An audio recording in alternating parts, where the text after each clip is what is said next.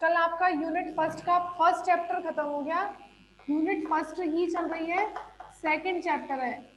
Unit first है, chapter आपका second है, तरंग फलन। श्रोडिंगर तरंग यांत्रिकी है सर चैप्टर का नाम। तो श्रोडिंगर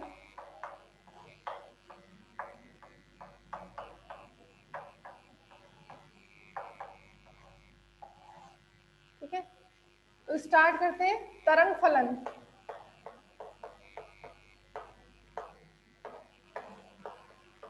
तरंग फलन क्या होता है? क्वांटम यांत्रिकी में कण की संपूर्ण व्याख्या करने के लिए, कण की संपूर्ण व्याख्या करने के लिए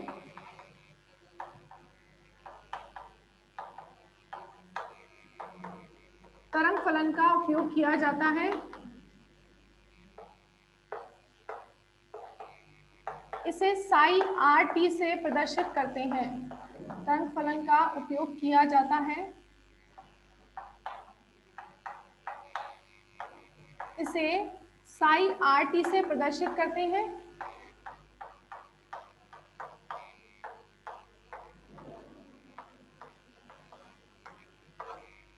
जहां पर आर कण की स्थिति को, जहां आर वेक्टर कण की स्थिति को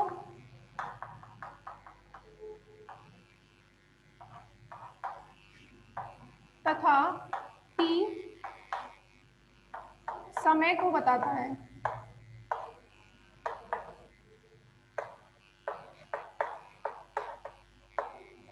इसे आप क्या बोलते हैं? तरंग फलन। ठीक है, इस तरंग फलन के मापांक का वर्ग, तरंग फलन साई आर टी के मापांक का वर्ग, मापांक का वर्ग कण के पाए जाने की, कण के पाए जाने की प्रायिकता को बताएगा।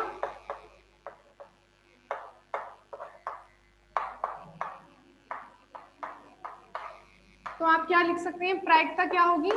तरंग फलन साई आर टी के मापांक का वर्ग। तो साई आर टी इसका मापांक, इसका वर्ग, ये क्या कहलाता है? उस तरंग फलन साई आर टी का प्रायिकता। ठीक है, किसी डीवी आयतन अल्पांश में, किसी डीवी आयतन अल्पांश में कण के पाए जाने की प्रायिकता क्या होगी? कण के पाए जाने की प्रायिकता,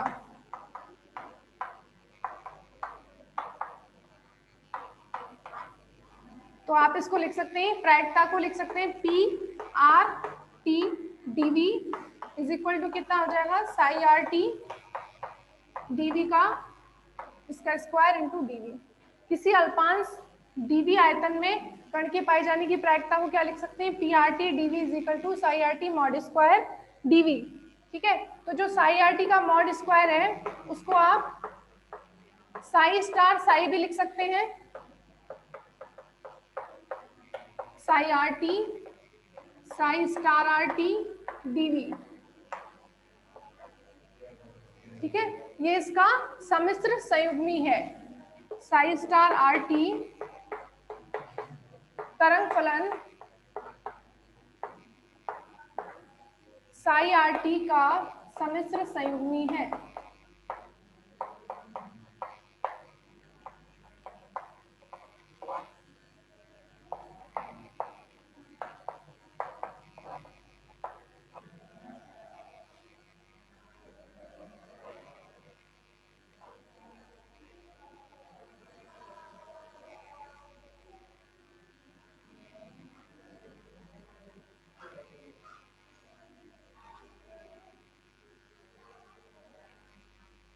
तो तरंग फलन साई आर टी जो होता है उसे प्रायिकता आयाम भी बोलते हैं। तरंग फलन साई आर टी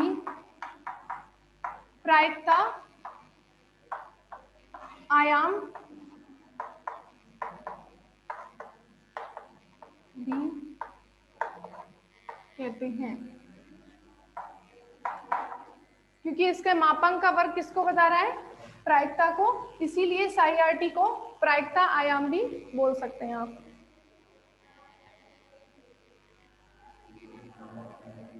तो आप देखो जैसे तरंग, क्या आवाज नहीं आ रही, यूनिट तो आपकी फर्स्ट ही है, चैप्टर नंबर 2 है।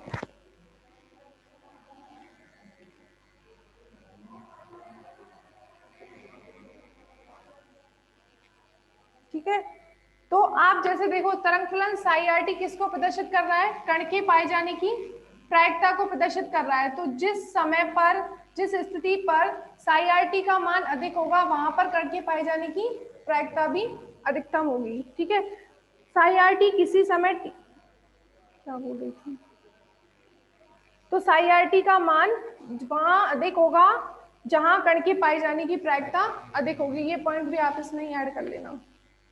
अब मैक्स बार्न के प्रतिबंध, ठीक है, स्क्रीनशॉट ले लिया। तो मैक्स बार्न के प्रतिबंध, तरंग फलन के लिए मैक्स बार्न के प्रतिबंध,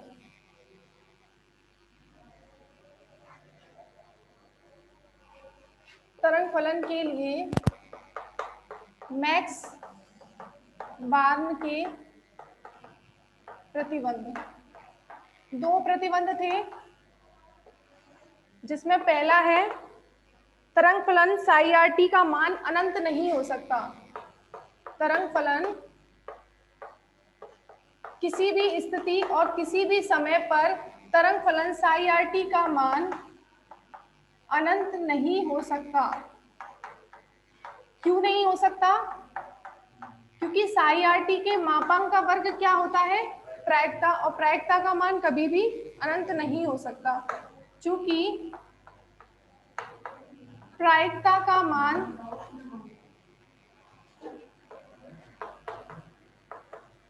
कभी अनंत नहीं हो सकता।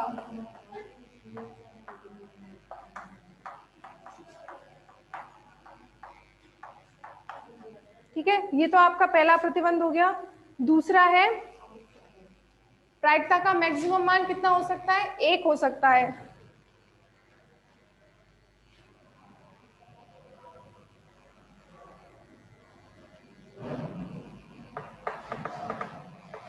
तरंग फलन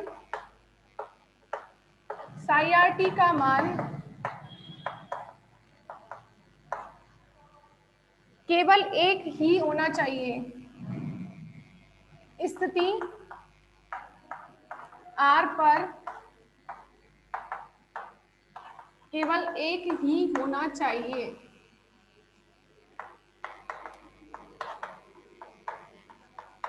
क्योंकि किसी भी एक स्थिति पर प्रायिकता के मान 1 से ज्यादा नहीं हो सकते। तो तरंग फलन साई आर टी का मान स्थिति एक R पर, कोई स्थिति R पर केवल 1 ही होना चाहिए, क्योंकि प्रायिकता का मान एक स्थिति पर 1 से ज्यादा संभव नहीं है।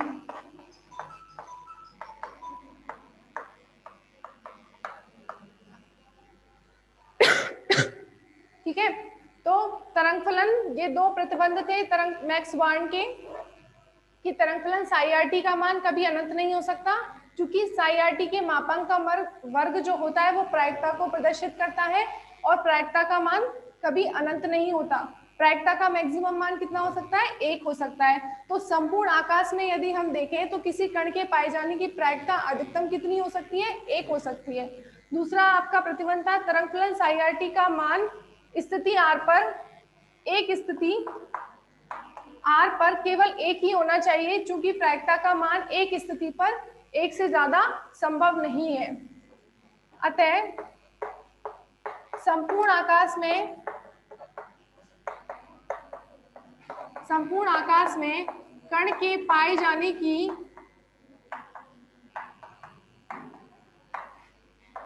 प्रायिकता अधिकतम 1 हो सकती है। क्योंकि प्रायिकता का अधिकतम मान क्या हो सकता है, 1 हो सकता है। तो यदि संपूर्ण आकाश के सापेक्ष यदि हम समाकलन करें साई आर टी, तो साई आर टी का मॉड स्क्वायर, क्योंकि यही तो प्रायिकता है, संपूर्ण आकाश इसे मान लिया स्पेस में, तो इसकी मैक्सिमम वैल्यू कितनी हो जाएगी, 1। ठीक है, और इसको मैं क्या लिख सकती हूँ, साई आर टी का मॉड है तो इसे psi star R T, psi R T dv equals to 1।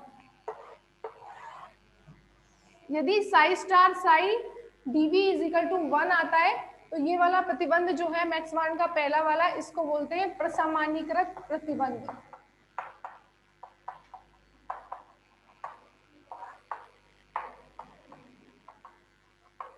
और 0 होता है तो उसको क्या बोलते हैं, लांबिकता प्रतिबंध।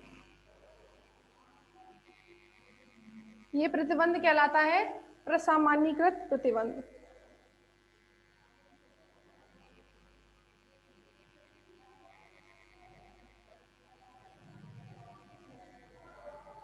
ठीक है, अब बात करते हैं, हाँ अभी तो इसके वो रह गए, एक और लाइन लिख लो, तरंग फलन साई आर टी का मान, मिटा दूंगी,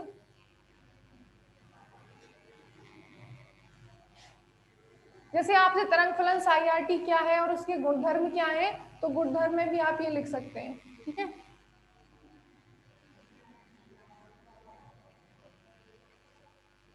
और गुणधर्म में आप क्या लिख सकते हैं, तरंग फलन साई आर टी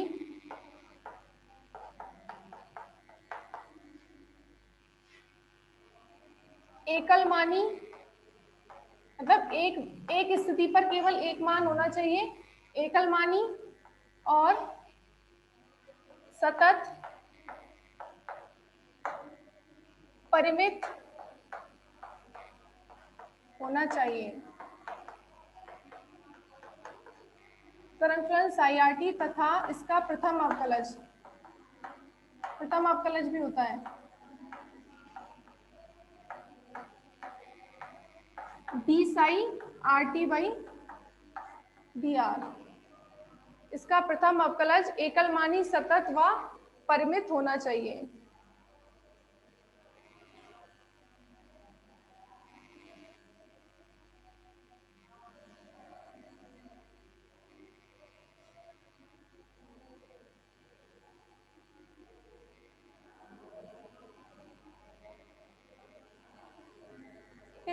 अब बात करते हैं एक बिंदीय श्रोडिंगर तरंग समीकरण।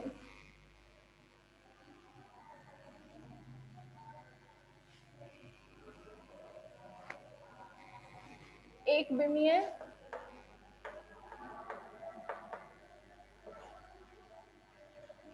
श्रोडिंगर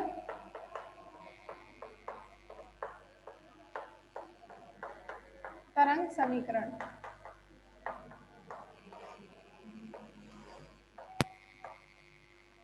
ठीक है, एक बिंदीय श्रोडिंगर तरंग समीकरण, माना m द्रव्यमान का कण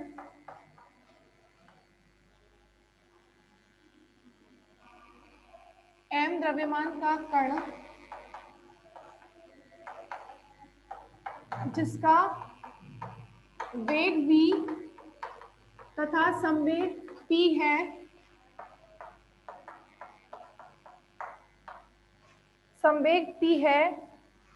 के लिए एक बिंदीय श्रोडिंगर समीकरण। वो कण जो है केवल एक बिंदीय गति कर रहा है, तो एक बिंदीय श्रोडिंगर समीकरण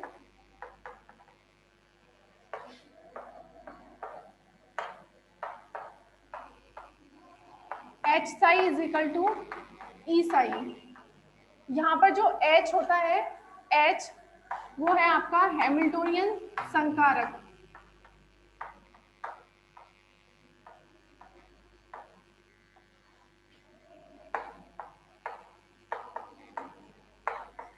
जिसका सीधा मतलब होता है कुल ऊर्जा। ठीक है, यहाँ H इज इक्वल टू क्या है, हैमिल्टोनियन संकारक, यानी कि कुल ऊर्जा कितनी होती है, kinetic energy plus potential energy. ठीक है, अब यहाँ पर यदि कण जो है स्वतंत्र रूप से मुक्त अवस्था में गति कर रहा है तो उसके लिए पोटेंशियल कितना होता है, कण की मुक्त अवस्था में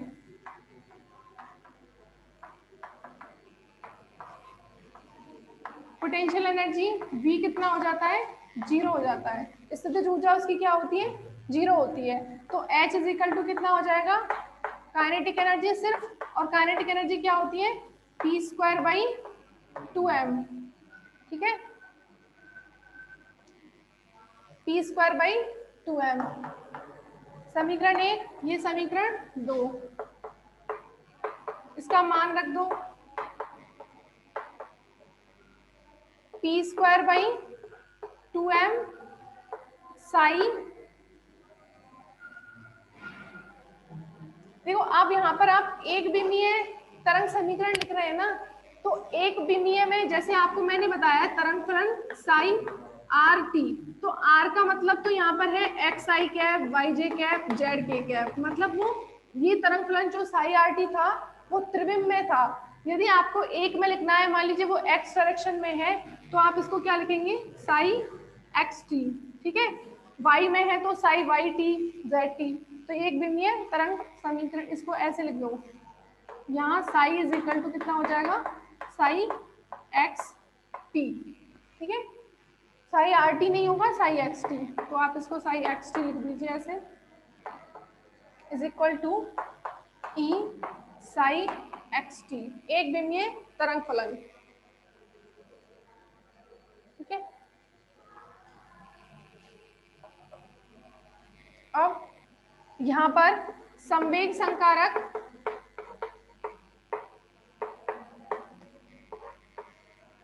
P कैप कितना होता है, minus iota H cross del by del X. पढ़ा है आपने, कहाँ पढ़ा है, कहाँ पढ़ा है, मुझे लगा पहली बार पढ़ेंगे यहाँ पे। ऊर्जा संकारक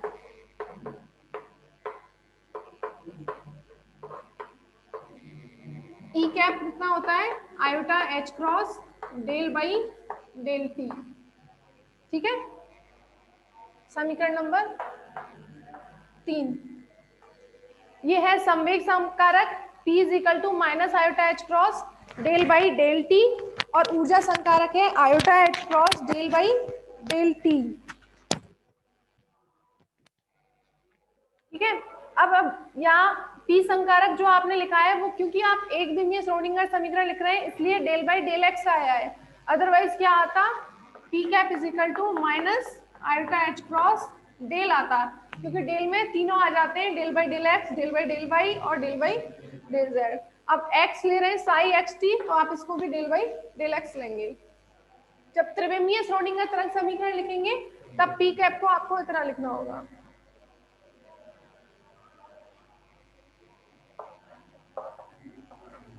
समीकरण 4 से संवेग और ऊर्जा संकारक के मान समीकरण 3 में रखने पर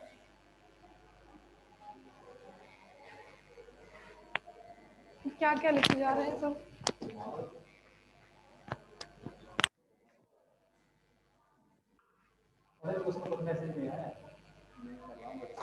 अच्छा अच्छा,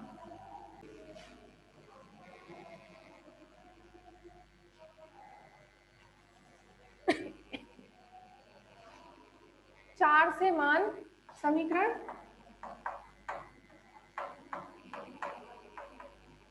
समीकरण 3 में रखने पर,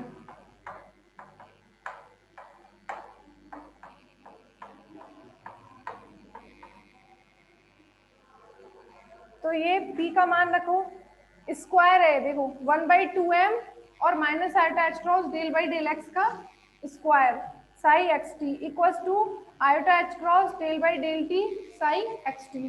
तो रख दो 1/2m तो कॉमन आ जाएगा, minus iota H cross del by del x का स्क्वायर, क्योंकि क्या है P स्क्वायर है, psi x t minus sorry iota H cross del by del T psi x t. ठीक है, अब देखो माइनस का स्क्वायर प्लस हो गया आयोटा स्क्वायर का माइनस एच क्रॉस स्क्वायर, तो ये हो जाएगा माइनस एच क्रॉस स्क्वायर। ठीक है, आयोटा स्क्वायर माइनस हो गया और माइनस का स्क्वायर प्लस हो गया, तो H cross square by 2m, ये कितना हो जाएगा del square by del X square psi x T.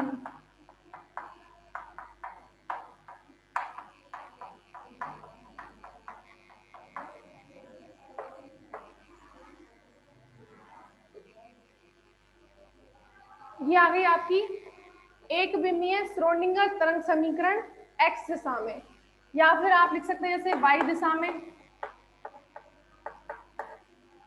y दिशा में क्या हो जाएगा minus H cross square by 2m del square by del Y square psi Y T iota H cross del by del T psi Y T. ऐसे ही आप Z में लिख सकते हैं।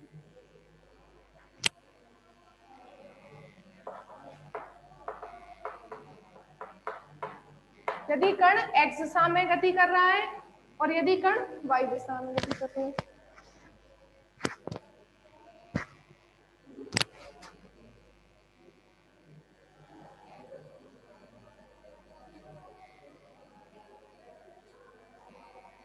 अब देखो यहाँ पर कोई भी डिफरेंशियल इक्वेशन होती है जैसे d2y dx square plus P Y is equal to 0, तो ऐसी कोई रिएक्शन होती है, सॉरी ऐसी कोई भी अभिक्रिया बोलेंगे इसको, समीकरण होती है, तो इसका जब हल करते हैं तो क्या मान निकलता है, y का ही मान तो निकलेगा x के पदों में।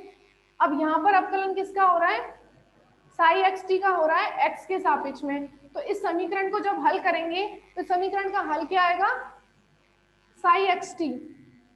जैसे यहाँ पर इसका हल क्या आता है y आता है ना, ऐसे ही इस समीकरण को जब आप हल करेंगे तो इसका हल क्या आएगा साई एक्स टी। तो आप क्या बोल सकते हैं कि तरंग फलन साई एक्स टी जो होता है वो श्रोडिंगर समीकरण का हल है। ठीक है, तो लिख सकते हैं ना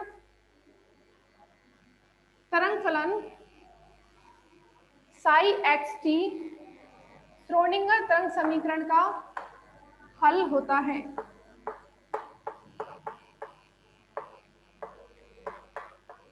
तरंग फलन साई एक्स टी श्रोडिंगर तरंग समीकरण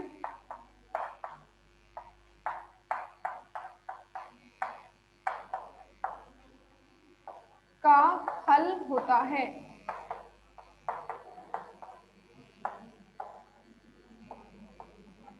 ठीक है, और वो हल कितना होता है आपका, जो कि इसको हल करेंगे तो psi x T is equal to आता है आपका a e to the power iota के एक्स माइनस ओमेगा टी। ये इस समीकरण को हल करते हैं तो ये समीकरण ये इसका हल है। हल कैसे है ये चीज प्रूफ करने के लिए, मतलब कि जब ये इसका हल है तो ये इस अभिक्रिया को संतुष्ट करेगा। इसका वैल्यू आप यहाँ भी रखेंगे और यहाँ भी रखेंगे तो दोनों जो मान आएंगे सॉल्व करने पर दोनों क्या आएंगे इक्वल आएंगे। अतः यह है समीकरण 5 को संतुष्ट करेगा।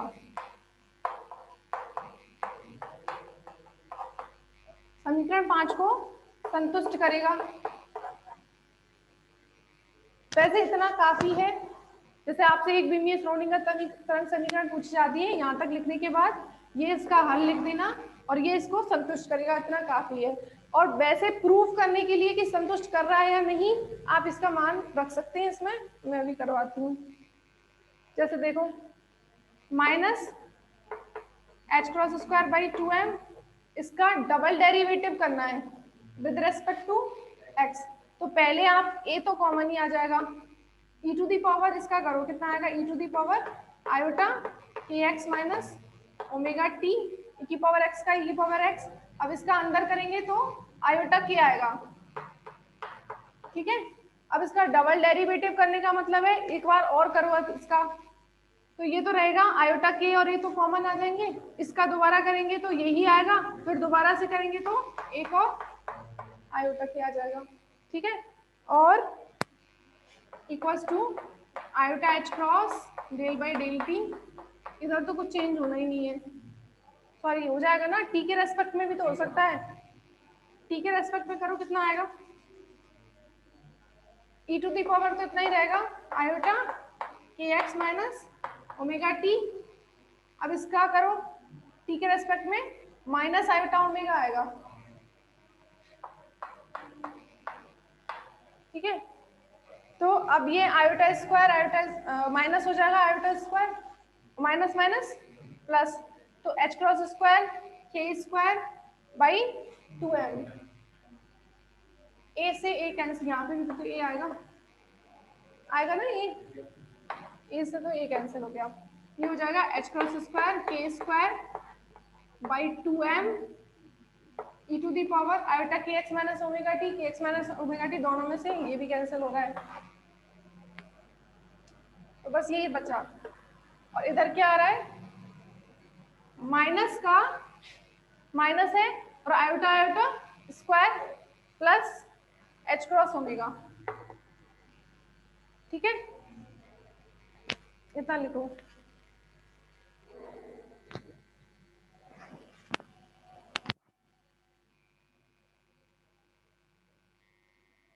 अच्छा, कॉलेज में जो नोट्स आए वो इनसे मैच नहीं हो रहे, तो फिर आज मैं अपने वाले नोट्स सर को दे जाऊंगी, अपने वाले नोट्स सर को दे जाऊंगी और आप सर से दोबारा ले लेना,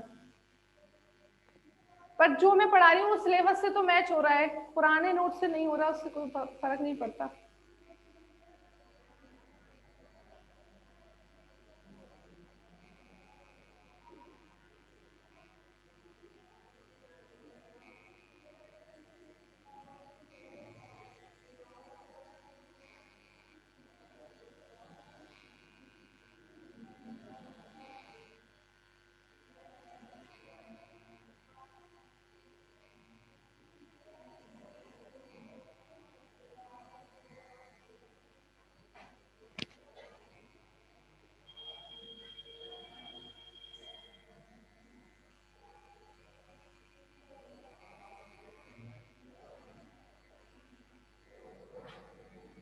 मिटा दो ऊपर से,